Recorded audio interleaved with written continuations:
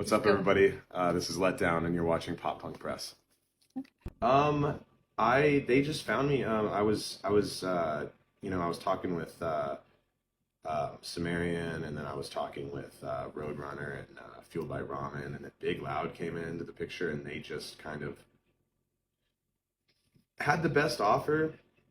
And then I flew out and met everybody and hung out with them and spent months with them, and they just kind of became part of my family too. So I just fell in love with them, and now they're like my family. Describe your dream collaboration. NF. I want to do a song with NF. That would The be way that people describe what my music does to them is exactly how I mhm, feel when I listen to NF. that I makes think we would sense. make a fucking amazing song. I could see that. Like, I tell everyone, I tell my label that every day. Like, call me when you got enough. Just want it. gonna tag him in the interview. You better. There's like a 5% chance of him seeing it, but what are your top three favorite My Chemical Romance songs and why? I'm Not Okay because it's the first song I ever heard. Helena because it's the best song they've ever written, and it just we fucking love that song. And then honestly, my third favorite is probably Sing from that like third record they did right before they broke up. Hmm. It just speaks to me, and I like it, and it kind of revolves around the beliefs that That, I have. that album is underrated. Very underrated, and I actually didn't like it until I saw them do it live, and then I was like, okay, I kind of like it now. That's how I felt about the Black Parade. Oh no, that's the most perfect album. The Black Parade from start to finish, every song. How has pop punk influenced you personally and creatively? I mean, it's just shaped my entire musical journey. It's the first genre I listened to, and I still listen to it today. It's been the only constant genre I've ever had. Like, I go in and out of phases of every genre, but pop punk is just always at the end of the day what I like. What are your top three favorite pop punk bands besides My Chemical Romance? I count them as well. I kind of count them too because they kind of helped to made it. I'm gonna say Blink 182, Real Friends. I love Real Friends, and we're friends with them, and they're just fucking incredible.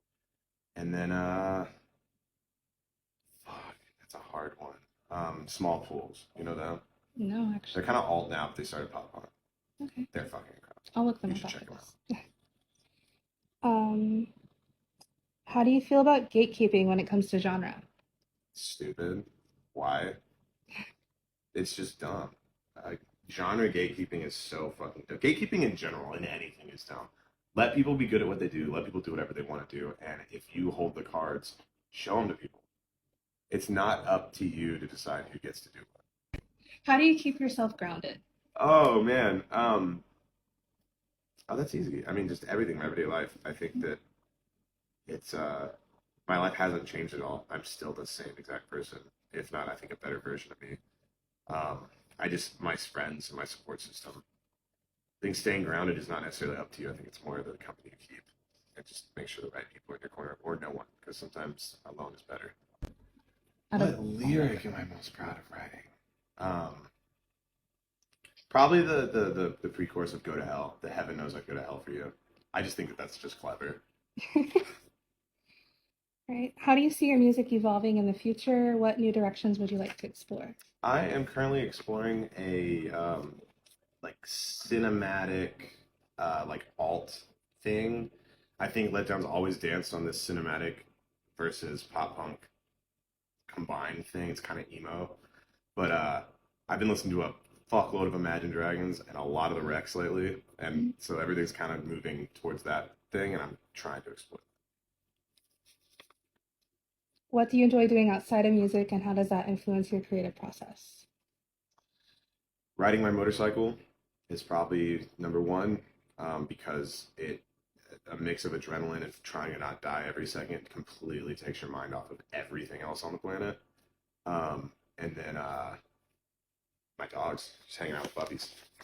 Um, Evil is a growing up a Southern like Baptist child, and the way religion is just shoved down your throat. It's really just kind of a it's kind of a stab to the religious fanatics as well as a stab to like my personal issues that I have with my family. It's kind of just all that wrapped into one. Like, hey, screw you. I feel that. Pop, pop. Like, Gone by NSYNC for two reasons. It's fire, And second reason is it was recorded in '99 and still has better quality of production than any song I've ever heard today. Like I don't know what that engineer was doing, but someone needs to get him to do records now because it was so ahead of its time. I think it's still ahead of our time. I can I can hear that. It's also my karaoke song. Are you gonna cover it? Maybe. Who knows? We'll see. Just get rid of your expectations for everything. If you think you know, you don't. If you expect, you won't get.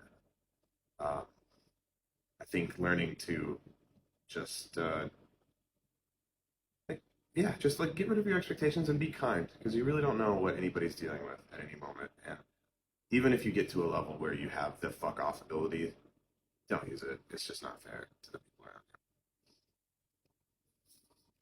around Where were you at personally when you wrote Empty? I was right there. I was empty. That was the about 3 months into the pandemic. I had just moved to Indiana. I had no friends. I was stuck in an apartment. We couldn't go outside. Um, I had just in a relationship. I had just lost my cat and my dog. I think it was just that. I was just in a brand new place with nothing in an empty apartment with just no animals, no family, no friends. I think it's just a sum of that. And can you describe your life now versus 2020? Yeah, night and day. Yeah. Now I have tons of friends. I have a wonderful girlfriend. I have two amazing dogs. I've got brothers now. I signed a record deal, which I didn't think would ever be possible. I make a living playing music, um, and all of that is like a year and a half old. So I think it would be just absolutely nothing to everything I ever wanted. So it's very night and day. Why do you think fans gravitated towards you so quickly? I don't know. I don't really think I want to know.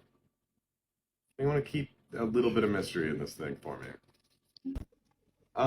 Yeah, own it, live it, own up to your mistakes. I've not always been a great guy. I've done a lot of bad things in my life, and you have to just. I think step one is forgiving yourself. A lot of people are never going to forgive you, and you're just going to have to get over that. A lot of people are going to hate you for a long time.